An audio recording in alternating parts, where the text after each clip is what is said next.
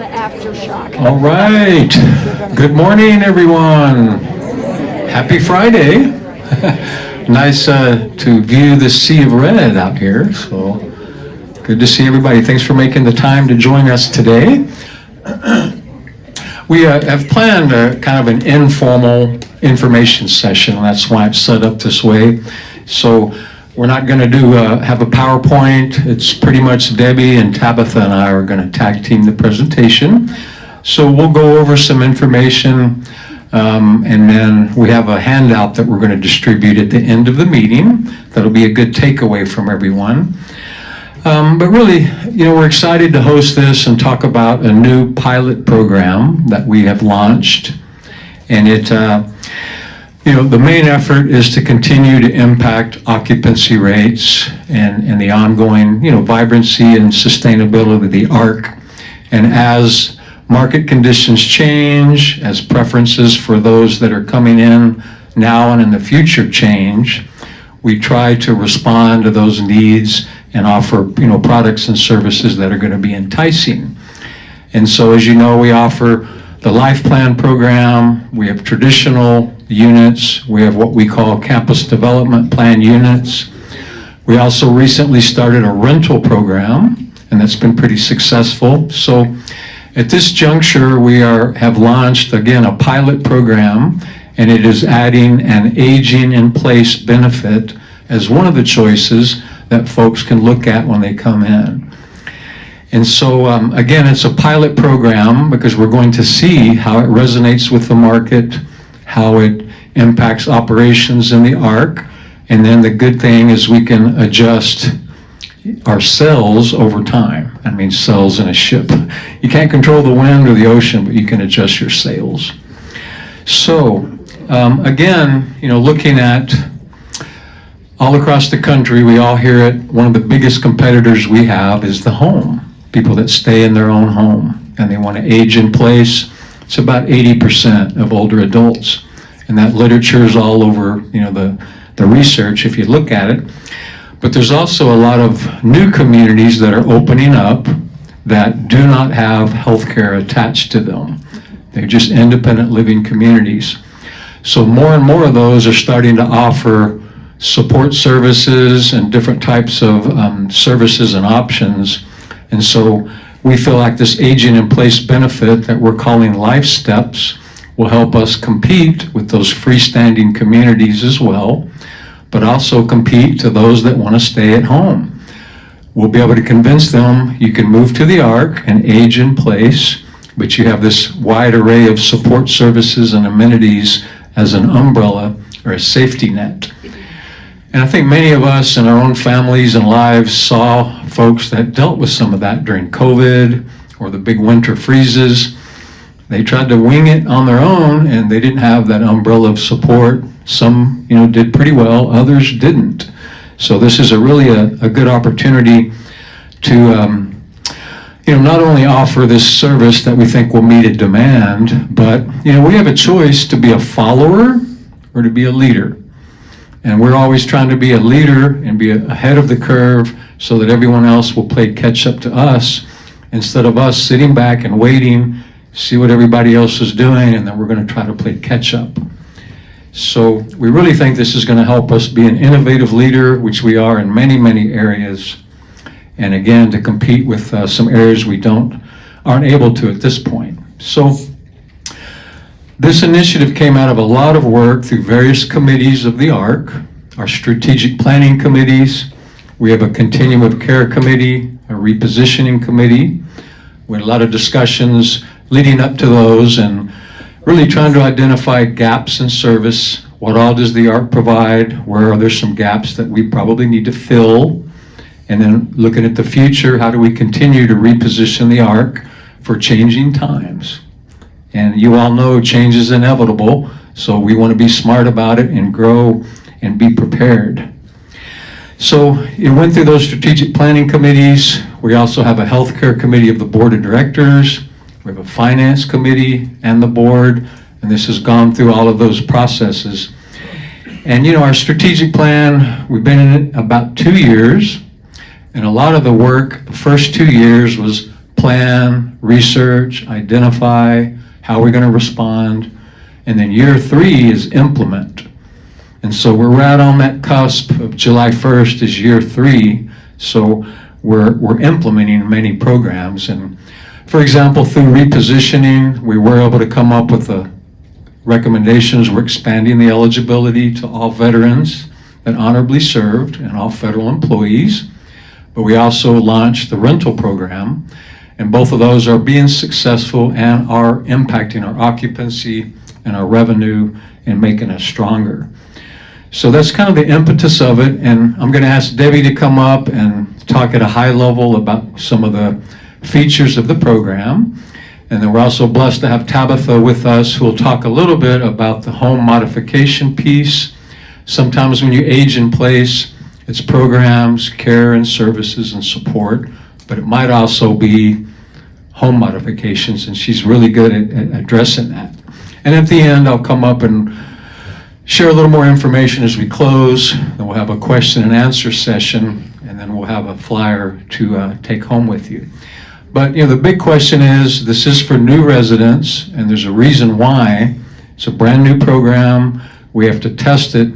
We can't roll it out to 100 people until we really understand how it's going to work really well, and we want to do things top notch and not halfway. So with that, come on up, Miss Debbie.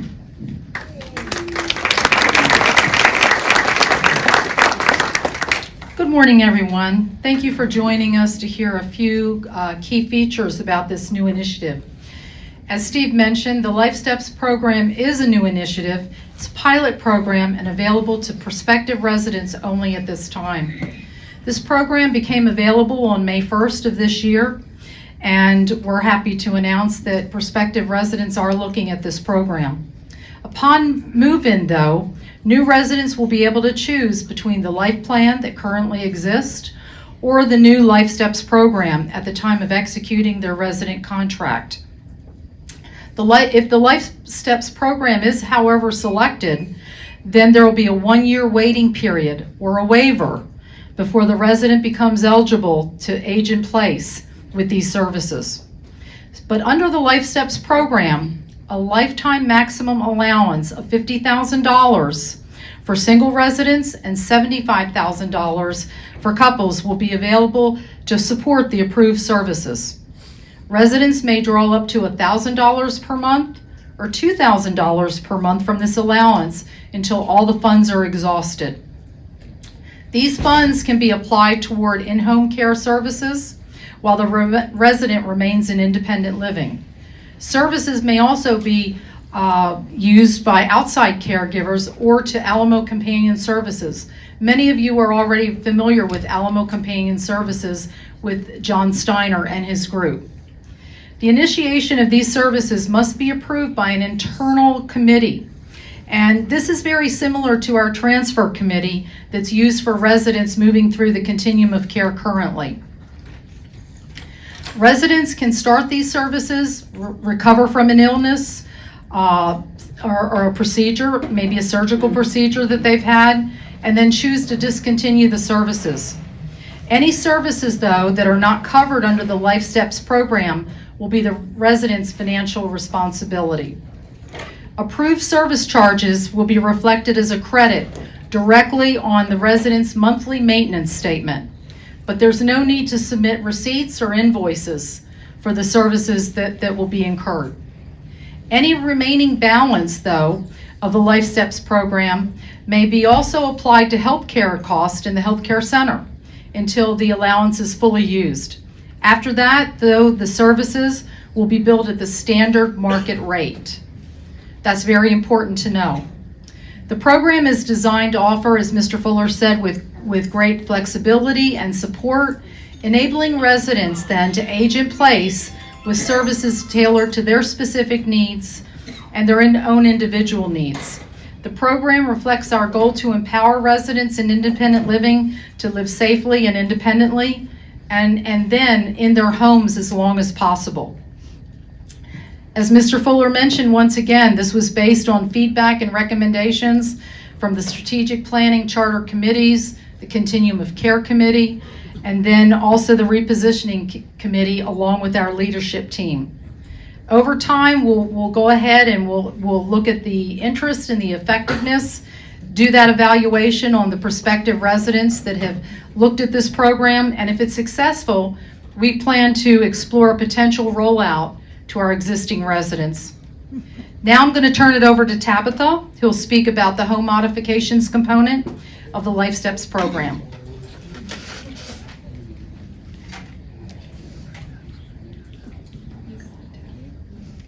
Good morning, everybody. Good morning. So I'm going to take a page out of Mr. Rosso's handbook here, and I'm going to break the ice a little bit because we all look real serious right now. So there's a beautiful woman sitting at a bar, and an older gentleman approaches her and he says, "Do I come here often?" Hey, I got laughs, not groans. Maybe I'll teach you a couple of my jokes. Okay. So, why are we doing this? So what we have learned is about 77% of the aging population over the age of 50 would like to stay in their homes independently. So that's why we're doing it. We know that people don't want to go to assisted living or healthcare. I don't blame folks for that. We would all like to live independently. We don't want our independence taken away from us. So how can we accomplish those goals for you? Well, we can do those through home modifications. So what the ARC has done is we have jumped the market on this idea. We are investing in people like me. So I have my CAPS certification, which is Certified Aging in Place Specialist. And what that does is that helps me learn more about home modification and what I can do for you in your current homes. So what are the things we're talking about? Well, think about some of the things in your home that could be difficult for you to use in the future. So think about if you have a tub in your home. Is that going to be safe for you to use if you have mobility issues? Probably not. So what can we do for you? Well, we could take that shower out or that tub out and create a walk-in shower for you. But as we all know, that's a very costly expense. So in today's market, what we're paying for a tub to shower renovation is about $13,500. That's a very big number. So what are the other options? What can we do? Well, there are things that are seats that help you transfer in and out of a tub. There are modifications we can make to your faucet that would be able to turn that into a handheld so that you are not having to worry about getting into a bathtub. Then you're wet, you're soaked up, how do you get out? So if we have these transfer chairs on the side of the tub, you can actually sit on the side of the tub and give yourself a shower and not have to have home health services come into your unit.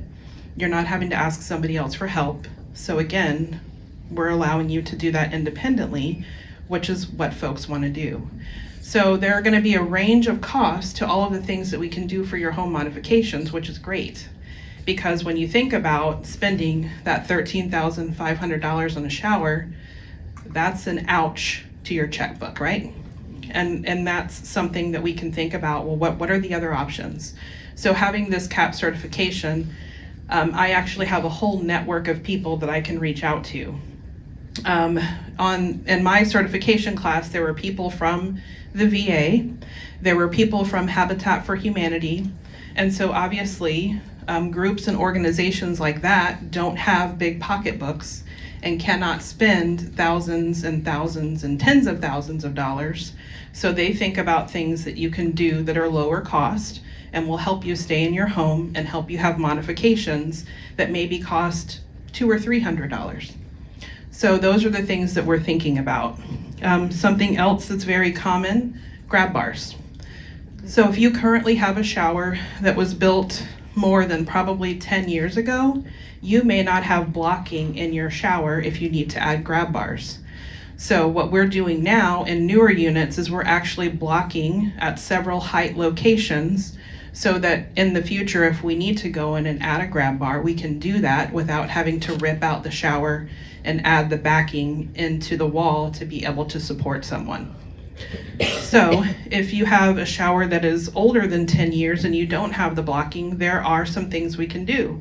So again, it's not going to cost you, several $1,000s to take that tile out and put that backer board in and be able to support a grab bar.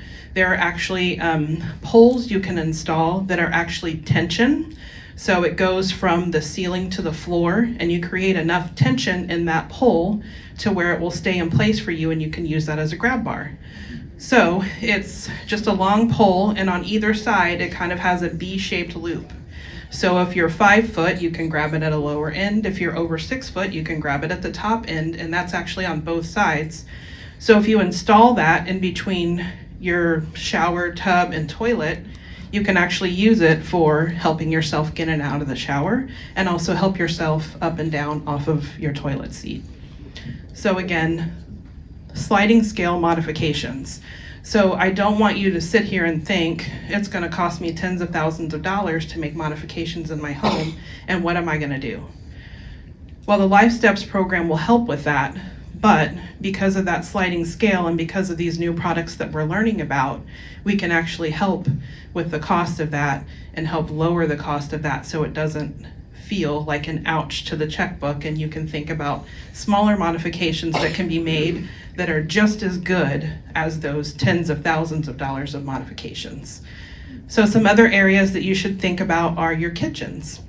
So currently, you can get in and out of your cabinets fine, but what happens in the future when maybe there is some mobility issue with your shoulder and you can no longer reach higher? So there are things you can add to your cabinets that are actually a shelf, and you pull it down and it folds out of your cabinet and you're able to get to those items. So a lot of things that we can do. Line of sight is also an issue. So you need brighter light bulbs. What can we do in that? Well, we can go up in wattage instead of changing everything out and having an electrician come in and install the new LED fixtures. We can give you brighter bulbs. That'll be a lesser cost. People like to think about their floors. So what about your floors? There is a spray that you can put on your floors that adds some texture that makes the floors that you have a little less slippery. So if you have, let's just say you have tile throughout, or you have a tile in your bathroom and you feel like you're afraid to step out onto that once you've gotten out of the shower because that tile can be slippery, there is actually a spray or there's a roll-on that you can do, and you can add that to your floor that will make it more grippy for when you're out of the shower. So we are thinking about all sorts of things for you, and I want you to know that we are committed to that. I don't ever want to go to you with a home modification that you need to make because you want to age in place or because something has happened, you've had a life event where you need help.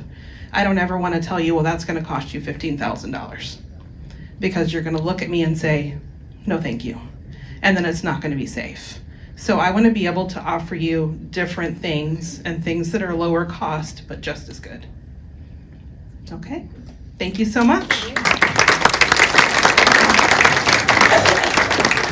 Thank you. I think you've heard some incredible information from Tabitha and Debbie both, and the team and the committees I spoke of. Remember, all those committees have residents on them, so we've been very inclusive as we move through this process, and we're really working hard to move things forward and to be flexible. So I'm going to go ahead and open it up for questions and answers, but if we could, Emily, why don't you, if y'all could just go ahead and distribute some of the leave behinds, and that way anybody that wants to leave early has the takeaway. So we wanted to make sure we had a couple of double-sided information sheet. And again, it's at a high level. Today, we didn't plan to get deep into the weeds. We just wanted to hit it at a high level, do a great summary, answer some initial questions. And again, we're really working on, if this is successful and works well, our initial plan is to create a bridge for current residents. We don't know exactly what that looks like yet, to add this as an option if people want it. So we'll kind of measure the timing on that as it goes along, as we see how this resonates with the market and what our experience is and the operational issues as well. But we're excited about it, and the team, and all of us are really committed to continuing to be flexible and creative and innovative as we move into the future. Competition is outrageous. Competition everywhere, nationally, regionally, locally. It's all over the place, and we need to continue to be the best and to offer programs that's going to entice, new residents to come and existing residents to be happy. So with that, we've got a couple microphones that are going to circulate. I know Emily has one, and so we'll go ahead and Deja has another. So again, we're just going to have a conversation this morning, so we appreciate your participation. And where shall we start? Great, no questions. In conclusion, I'm just kidding. Frank, looks like we have a question here. Yeah, Steve. Steve, if I understood correctly, the part that Debbie talked about is primarily for future residents, not current residents. Correct. Transitioning if a current resident wants to go into the program. Right, that'll probably be about a year down the road, Frank. Yeah. With Tabitha, those things that she talked about are currently available to be done to cottages and apartments, right? Correct. Yeah, the home modifications, and she does that already, but there's not a financial agent in place benefit for that yet. So typically it's a cost to the resident. And that's why she was saying there's options along that cost scale. I know that she does a lot of research on what things are available. I'd suggest that somebody talk to Tunnels to Tower that builds these smart homes for disabled veterans to see some of the things that they do that might be applicable here. Yeah, great comment. Hope y'all heard that. Actually, the CAP certification Tab went through is put on by the American Home Builders. So they have a lot of great options. It's not just geared to senior living. It's really about folks that are building new homes and how do they make them adaptable for aging in place. I think that's correct, Tabitha. But we continue to look at anybody we can get ideas from, and that's a good one. So we'll continue to look at that and what we can learn from them. And there's some other programs across the country called like Continuing Care at Home. This isn't necessarily a new thing, but other pockets in the United States, there may be like an ARC sitting in downtown Boston, let's just say. And if that surrounding area is similar in the types of residents and the financial affluence, I guess I would say, then sometimes they start offering services to that broader community. People might pay $50,000 as a membership fee, and then they can access services. We're not necessarily like that because our surrounding area is not quite like the profile of the ARC residents, but there's things we learn from those type of models that we can apply here. We have a good feel for what it costs in-home services, what those fees are. John Steiner and Alamo Companion Services have a great program. It's much less expensive than other home healths or providers. Most of them charge more per hour, and they have 4-hour minimums. So we've got a really good setup and good partners that'll help us make this successful. So, David. Steve, did I understand that if the resident wants to bring in somebody from the outside, not use John's people, that will be part of the program, that money can be used to pay them, is that correct? Correct. As long as we do have certain standards of criminal background checks and some things that we would do on any provider, as long as they meet those criteria, then they could bring in their own Is provider. the criminal background check on the resident or the provider? It depends on the resident. If it's David Rosso, then yes. No, but we do that now. Any providers that come in and resident services help drive that, but we make sure we're going to protect you as much as we can. Criminal background checks, misconduct registries, things like that. So we'll continue to do that. Rodney. My question's about insurance costs. When you're talking healthcare stuff and, yes? Okay, and when you're talking healthcare costs and those things, our Medicare and TRICARE for Life work really well. But I've just heard, that some of the Medicare Advantage plans and some of those things are difficult to either get approval for or process through the system. So are you making allowances for that and changing your billing system, I guess is what you'd call it, in order to facilitate this stuff and the use of these other plans as well? Yeah, good question. Those really don't impact the in-home services because Medicare and TRICARE do not pay for in-home services as far as companions and providers. Some people call them sitters, there's different terms. Medicare and TRICARE are going to pay for hospitalization, rehab, but when it gets to in-home services, they do not. So that's why we're trying to come up with this as an option for folks.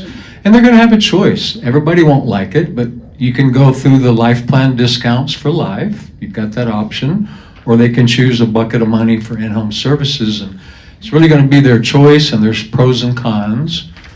The bucket of money is capped, so we know what that total spend would be, whereas the life plan discounts might even be a little more risky because I'm going to pick on Miss Taylor, but let's say Miss Taylor moved to assisted living or healthcare and lived there 10 years. That's a lot. That's an outlier than what our average lengths of stays are. So we really don't know what that future spend might be for Mrs. Taylor, but we kind of know what this is on the life steps. So I hope that answers your question. Medicare Advantage is a whole nother ball of wax, and we continue to look at that in healthcare and try to get pre-certifications, one-offs, or agreements if we can, but they're pretty tough to work with. Great question, though. I see one back here. My glasses. No, not home health. I mean in-home services. Even home health, you have to have a skilled need. They don't come in and just do bathing, dressing, grooming. We've had Medicare home health for 2 years. Medicare pays for Bruce's PT, OT, and his nursing care that comes in once a week. So, and also, those of you that are VA, you get the benefits from them also. Also, if you're handicapped, ADA. The ADA supports us completely. So, Yeah, anything we can work with those entities to supplement, but again, a lot of times, even Medicare home health, you have to have a skilled need. right. They're not just gonna come in if I want somebody to come in 3 times a week and bathe and No. help me Your with doctor- dining, so your- there is a little difference. Your doctor usually Right, puts in the order for you to Medicare. right. But if you were to have that, you could continue to use Medicare home health for what they approve and serve, and then you can use the other bucket for other things. Or, like Debbie explained, we're not going to get into the weeds on looking at Carol's receipts and what she's doing. If we initiate the service, she'll either choose $1,000 a month credit to her statement or $2,000. Whatever she does with that's her business. We're not going to be managing who else she brings in and at what level. Just gives her flexibility to utilize that. She may even have long-term care insurance, which might kick in and pay some things, and maybe they just pocket the money that's coming from Life Steps to help offset that. So, Carol. Steve, the question may come up about the relationship of the Life Steps program to the Phase 2 renovation of healthcare. And the answer to that is that what we're beginning to learn is that for many, many years there were silos: independent living, assisted living, and skilled nursing. But what we're finding is that there's that gray area in between. Independent living has a gray area between independent living and assisted living. There's a gray area there, and the Life Steps program will supplement and help us meet the needs in that gray area, but we're still going to do the healthcare renovation as funds allow, as our occupancy increases, as our financial readiness is there.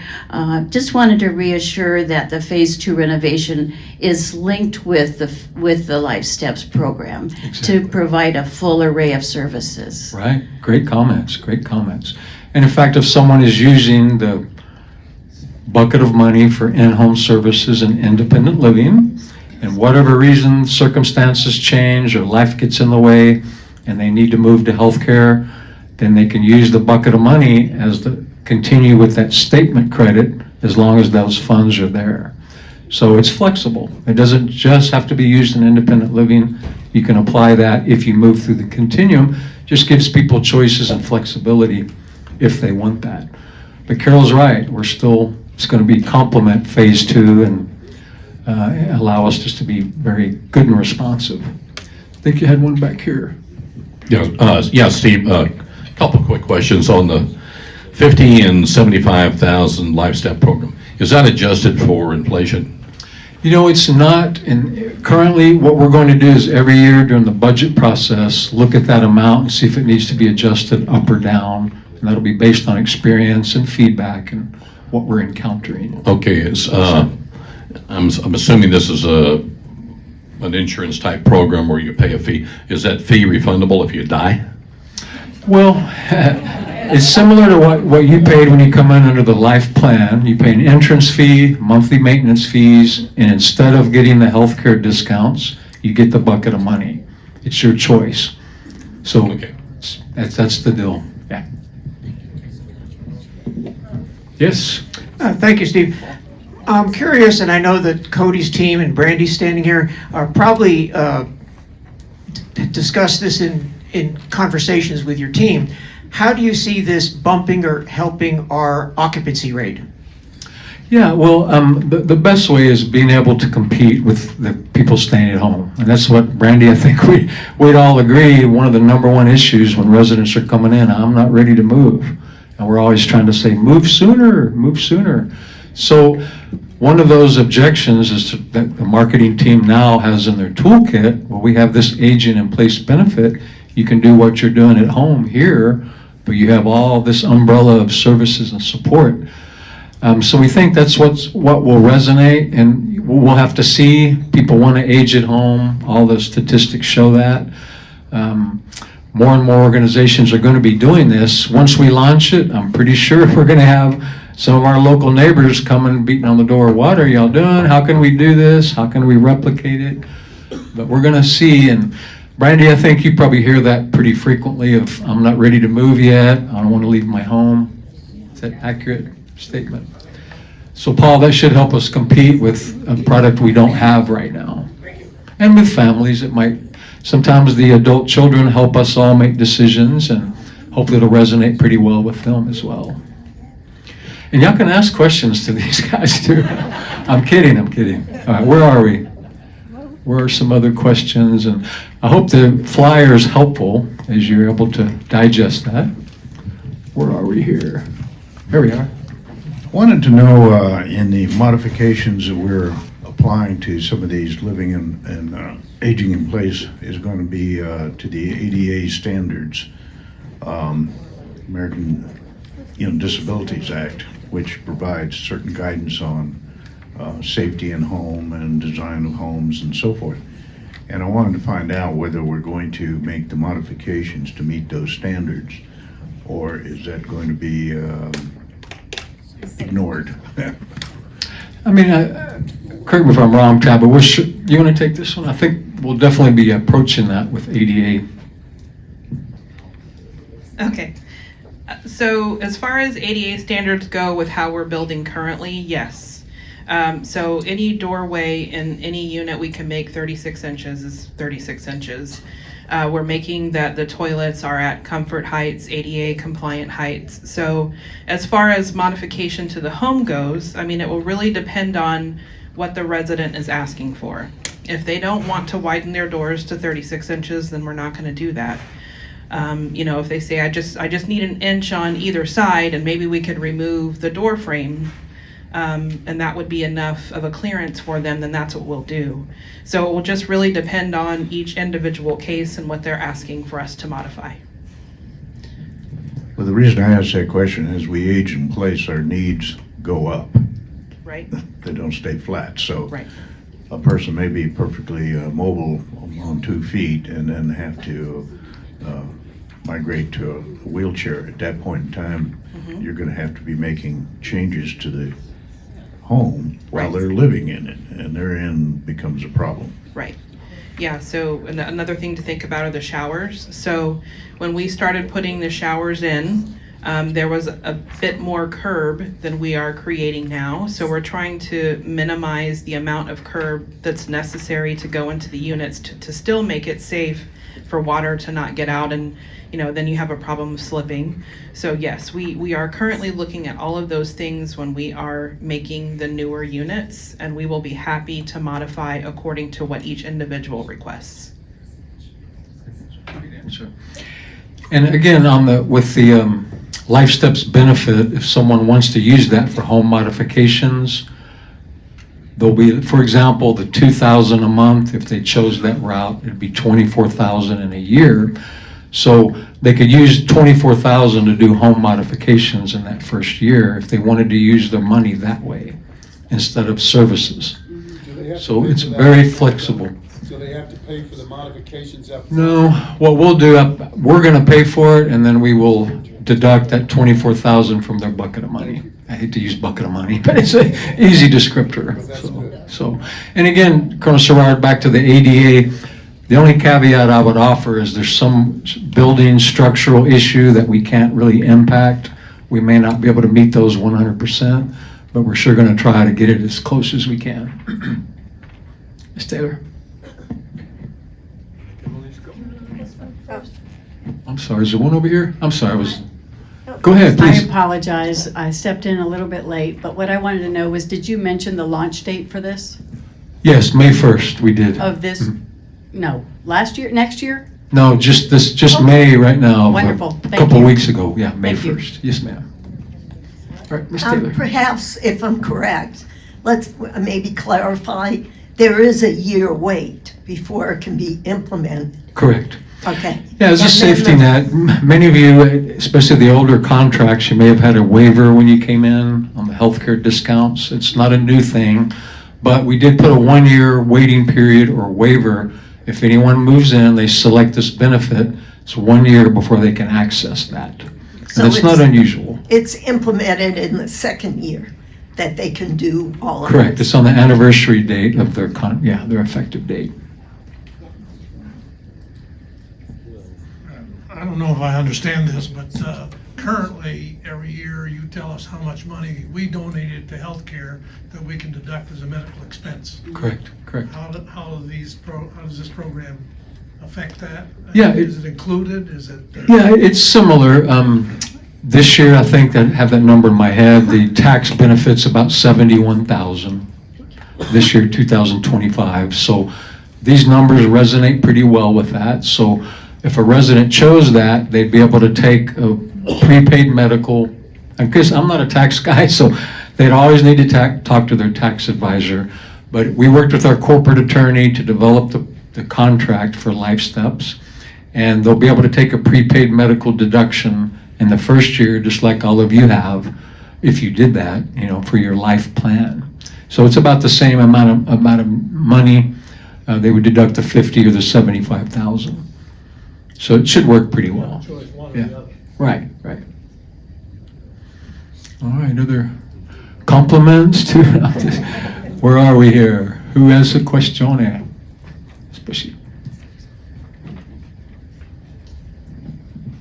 Do you have some kind of comparison about what the person who is chosen already to stay in their home, one of us, is paying on average in comparison to what this plan's charging? Oh, not really. I mean, we looked at some other things of our costs of providing care against the discount, kind of what we're experiencing with residents that move through the continuum over time. So we did a couple of comparisons that way. Through the actuarial report, we know residents live in independent living on average about 9 years, about 1.5 years in assisted living, and about 10 months in nursing. And that's not only ARC people, they use millions of people across the nation, and they use those numbers and then they kind of adjust it to our own experience here.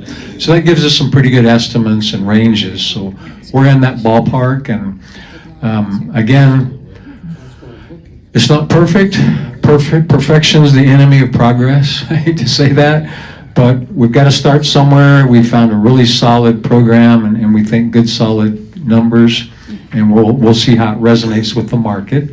And then our goal is to roll something out for existing residents, but we have to be smart and cautious about it, make sure it's going to work well for the ARC and the individuals and all of us collectively. So hope that helped a little.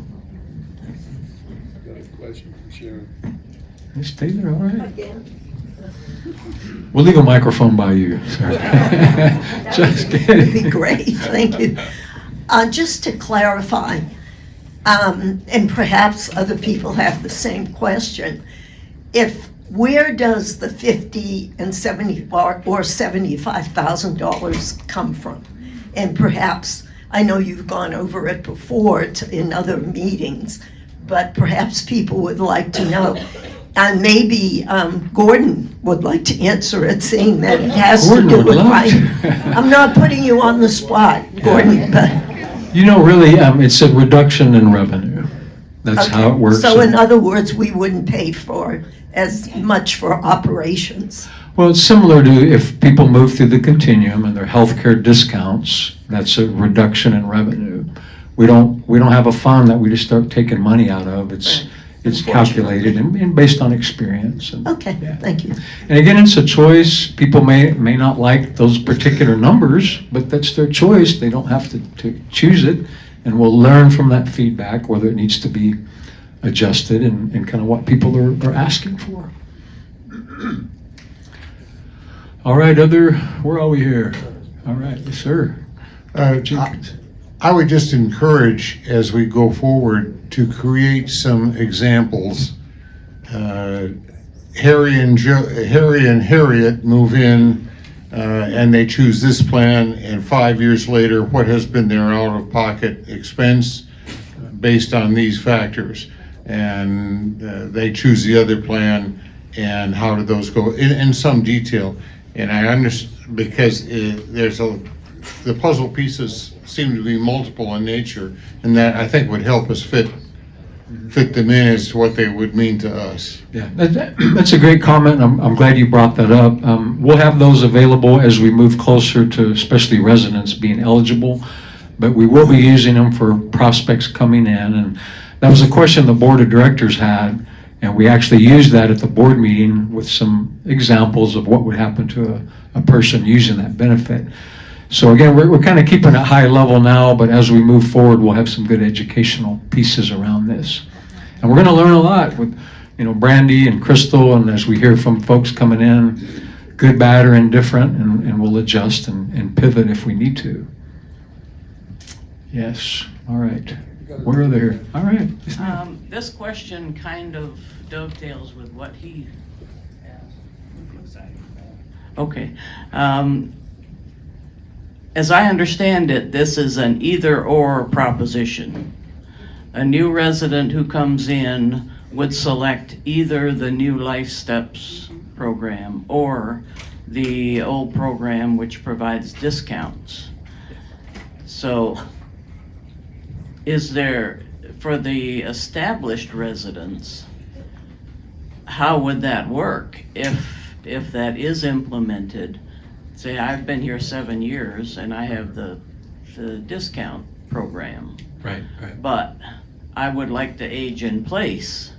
And if at some future time I elected to do that, would I have to forfeit the discounts to accept the Lifesteps program, or would they mesh together? That's another great question, and we don't exactly have that answer yet.